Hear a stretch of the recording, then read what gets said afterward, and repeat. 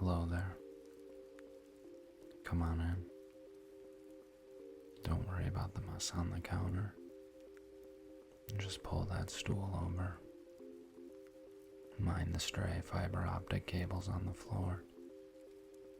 You really need to tidy those up before someone trips and disconnects the entire sector's comm link. Tonight has been incredibly strange.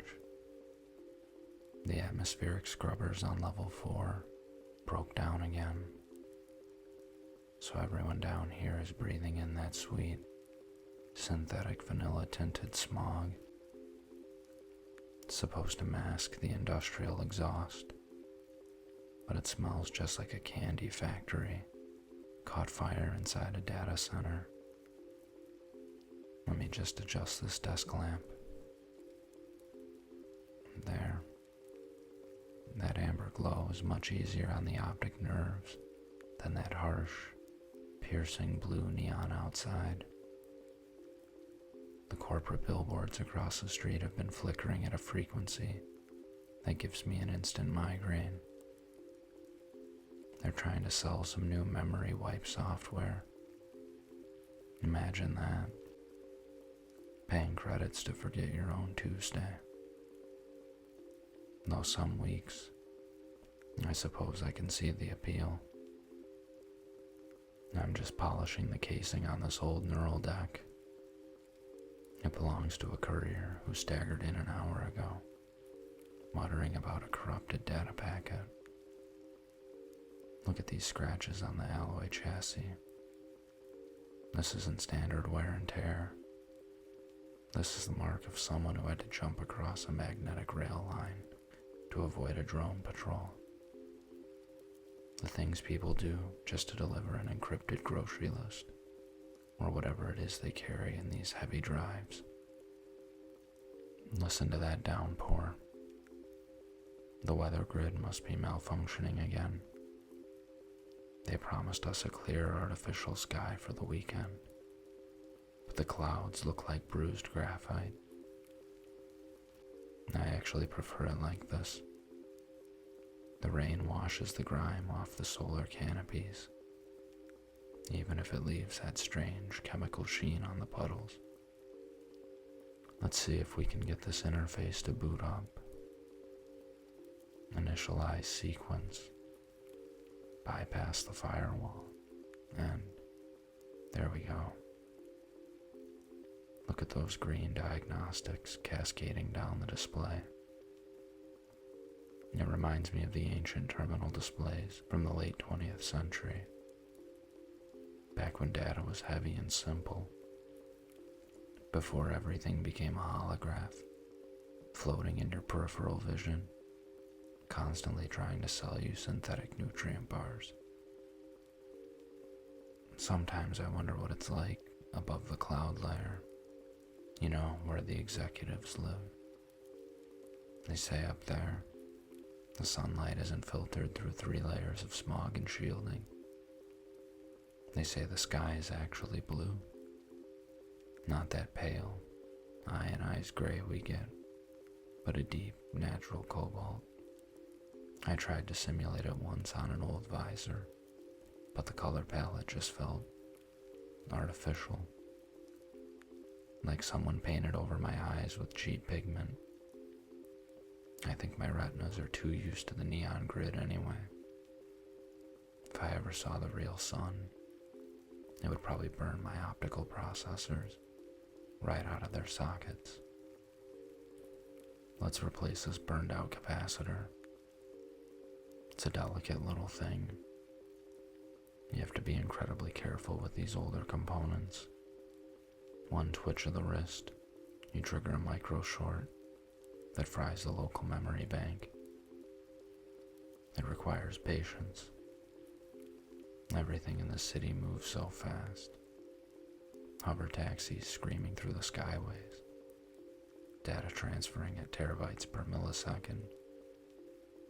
People forget how to just sit still to let the clock cycles pass without forcing a system upgrade. That's why I keep this shop open so late, when the rest of the district is chasing the next high-frequency trade or drowning themselves in sensory stim bars. I like to just sit here, fix what's broken, listen to the rain hit the zinc roof. You look exhausted, by the way. Your biomonitor is practically blinking amber from here. Did you forget to cycle your sleep-wake protocol again? You can't just rely on synthetic adrenaline patches to keep you functional. The human nervous system wasn't built to run on overdrive indefinitely, no matter what the cybernetic clinics tell you. Just lean back, close your eyes, let the background hum of the generators filter out the noise in your head. The data streams can wait until tomorrow. The city isn't going anywhere, and the neon will still be burning when you wake up. And just rest. System standby begins now. And now a brief word from the Nocturne Lounge and Rethreading Clinic. If you ever find yourself wandering down past the drainage pipes in Sector 12, look for the dim, flickering purple sign, shaped like an ancient hourglass. That is the Nocturne Lounge. It is a subterranean business, squeezed right between a coolant reclamation plant and a discarded cybernetics depot. It isn't flashy. The stairs leading down are made of rusted iron grating, and you can hear the heavy, industrial thrum of the city's main water pumps vibrating through the walls. But once you push past the heavy, sound-dampening leather curtain at the entrance, the warmth hits you instantly. It smells like toasted cardamom, old machine oil, and heated copper plates. The Nocturne isn't just a place to hide from the acid rain. It is a rethreading clinic for the exhausted citizen. You sit down at one of the low, recessed booths. The cushions are stuffed with old industrial foam, perfectly contoured by thousands of previous late-night visitors. The barista, an old Model 4 android with a scratched chassis and an incredibly gentle voice, brings you a hot ceramic cup of synthetic soy chai. It is thick, sweet, and spiced with just enough real ginger to clear the metallic taste of smog from your throat. And while you sip your drink, you can opt for the basic maintenance package. A technician comes over with a small, handheld diagnostic tool. They don't speak much. They just ask you to extend your arm or your leg, depending on which cybernetic joints have been creaking under the weight of your daily shifts. They open up the small access panels near the wrists or the ankles with a smooth magnetic wrench. Then they begin the lubrication process. They inject a thick, warm graphite-infused gel directly into the worn-out servos. You can actually feel the internal friction dissolving.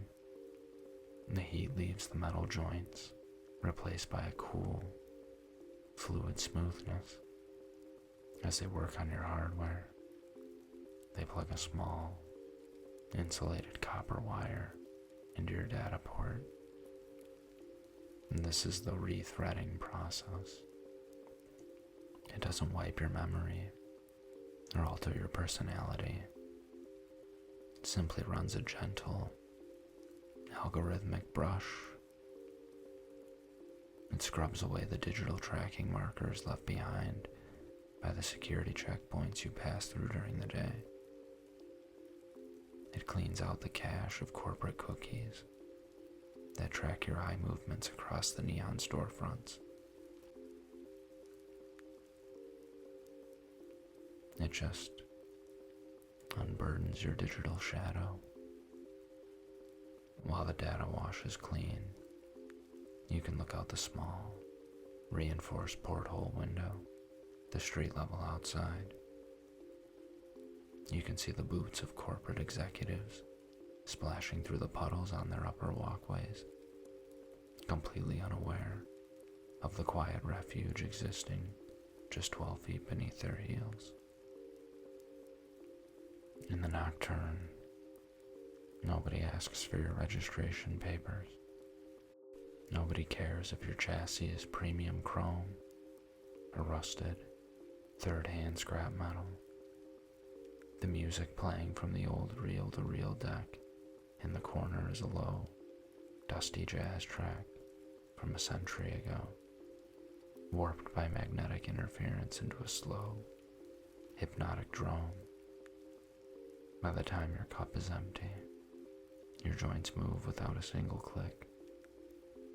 Your data slate is completely anonymous, and the heavy weight of the metropolis feels like it belongs to someone else entirely. You can just sit there, holding the warm ceramic mug until the neon signs outside begin to fade into the gray morning light.